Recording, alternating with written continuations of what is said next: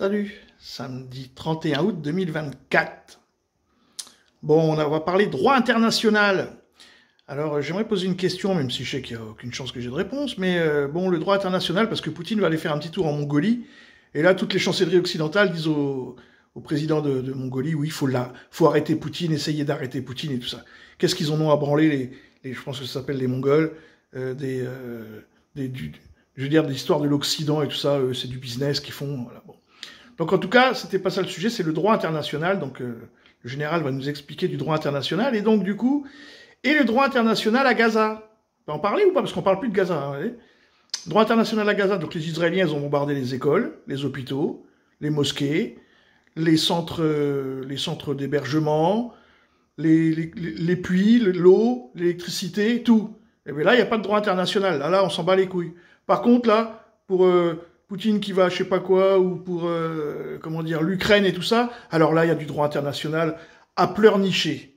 Hein, le droit. Et aussi, finalement, ce que je vous disais un petit peu tout à l'heure, c'est pour moi, en permanence, effriter le droit international.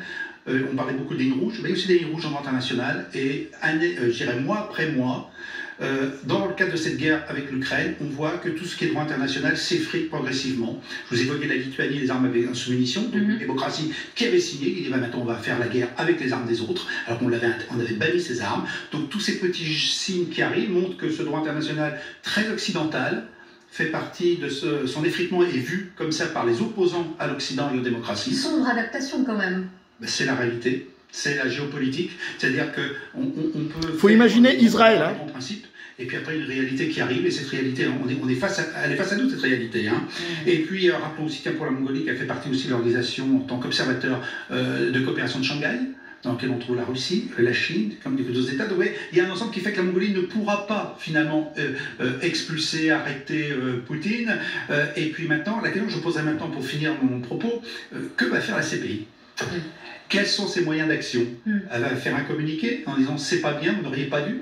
Elle va peut-être exclure le délégué mongol qui est arrivé il y a quelques mois, hein, peut-être. Mais voilà, quand je vous parle que le droit international s'effrite jour après jour, mois après mois, ben c'est un cas très concret. On va voir quelle va être la réaction de la communauté internationale dans le cadre de la CPI, sachant que la CPI est quand même contestée par son nombre d'États.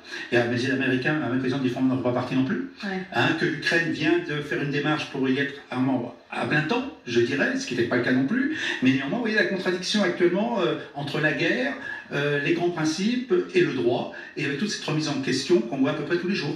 Oui. Ah, j'ai laissé longtemps exprès pour voir est-ce qu'il va parler d'Israël. Et le droit par rapport aux Gazaouis. Non, on s'en bat les couilles, les Gazaouis. Ah, c'est vrai, ils se défendent. Ah, à chaque fois, j'oublie qu'ils se défendent. Bon, sur ce, les amis, hein, le droit international, vous savez ce qu'il vous dit. Salut.